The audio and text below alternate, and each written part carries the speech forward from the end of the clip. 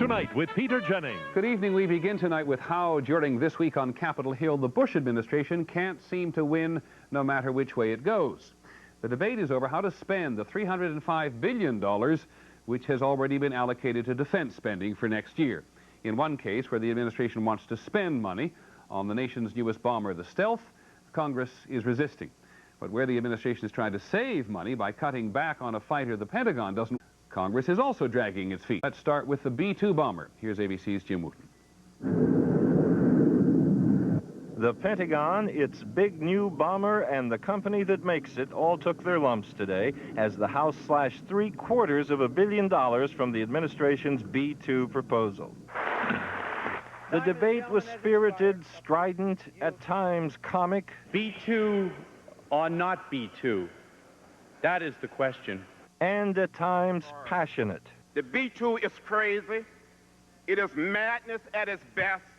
Opponents of the bomber failed to shoot it down completely, but then joined Armed Services Chairman Aspen's effort to cut $770 million from the $4.7 billion requested by the Pentagon for next year's B-2 budget.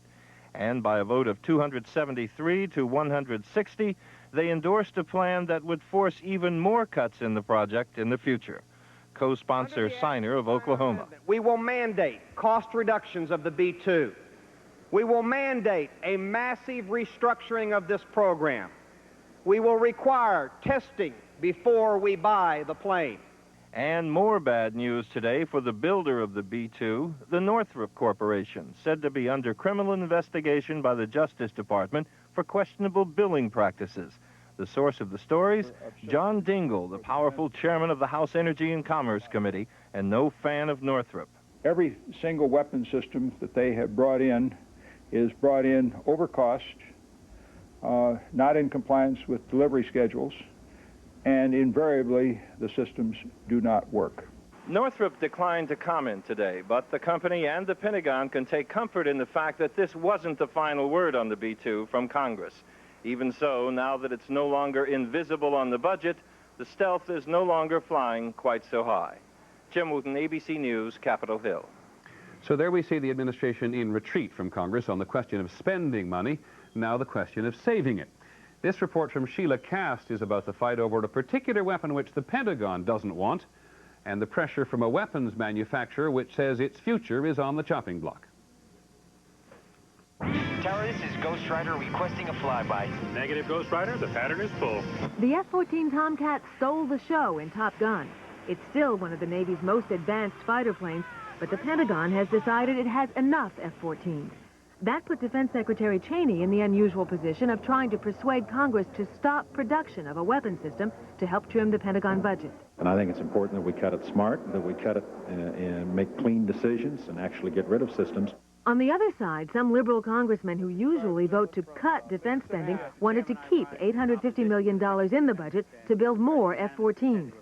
Killing it would wipe out about 5,000 jobs at the Grumman Corporation's manufacturing plant on Long Island, and Grumman says it would be forced out of the business of making fighter planes. Advocates argue that could weaken the nation's ability to build new planes in the future. Company officials and congressmen from Long Island have been meeting weekly to map their lobbying strategy.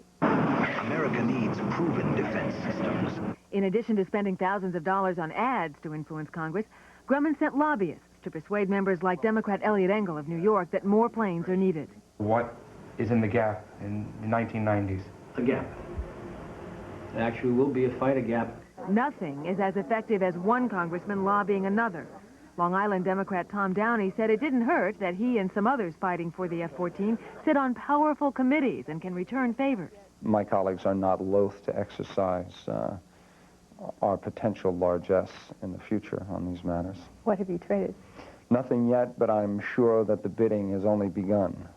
The strategy worked in the House. Members voted 2-1 last night to keep money in the budget for new F-14s, planes the Defense Department doesn't want. The Senate has not included that money, and the issue now must be hammered out in conference. But the F-14 stands a good chance of making it, a flying monument to the instinct of Congress for replacing the Pentagon spending priorities with its own. Sheila Cast, ABC News on Capitol Hill. In a moment, the latest on Felix Bloch, the diplomat alleged to have spied for the Soviets. And also during this broadcast tonight, when is art art, and should politicians be censors? And the wonder of art in the music of a special child. This is World News Tonight with Peter Jennings, brought to you by Ford and your Ford dealer. The clear favorite to be the next president of the United States. This week, at least one Massachusetts town, angry because of a cut in state aid, has called for Governor Dukakis to be impeached. ABC's Joe Bergantino reports on the difficult year after. Thank you all very, very much. At the crowning moment of his political career, Michael Dukakis was running 17 points ahead of George Bush in the polls and was the talk of the nation. Today, he's the talk of Massachusetts. Every time he speaks, I wait for the lie. You have no faith in him at all. I feel betrayed by Michael Dukakis. I feel furious in Michael Dukakis. I was always a supporter of his, and I feel let down and bewildered by what's happened. The Massachusetts economic boom, the cornerstone of Dukakis' presidential campaign, has become more mirage than miracle. Dukakis has had to raise the state's income tax, now the highest in the country, to finally balance the budget he so proudly claimed was balanced last year. And Dukakis has been forced to make drastic cuts in many programs, some affecting the poor and the homeless. I'm today doing the worst thing that I've ever had to do in my political career. Critics say Dukakis overestimated revenues and overspent. The governor last year knew he was papering over real problems in Massachusetts and didn't want to address them because of the national campaign. But he's put the people of Massachusetts in severe financial jeopardy for his political ambitions. In fact, Dukakis' public support has plummeted. In one recent poll, 71% rated his job performance as bad or very bad, one of the highest disapproval ratings of any politician ever, anywhere in the country. In some ways, he might be better off, and the state might be better off, if he did resign, if he got out of the way.